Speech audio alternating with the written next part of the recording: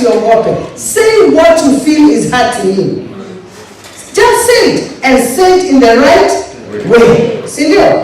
Usitukane mtu, usiambie mtu vibaya. Kama mnakosewa mnasema hapa mmetupeleka vibaya, sisi hatutaki. Si ndio? And if we do that, then there will not be problem. Hapa kwangu mimi kuna watoto 4 wamechukuliwa kutoka hapa. Mimi ningeuliza tafadhali hao watoto waachiliwe. Na kama wako na makosa wapelekwe wapi? Kotini. Hao watoto wapelekwe kotini. Hata ukimpeleka kotini, namba 1 yeye inamshtua, hata atafanya hizo vitu tena, si ndio? Tukiwapeleka kotini, watafunzwa nidhamu wapi? Wakiwekwa ndani, watafunzwa nini? Nidhamu.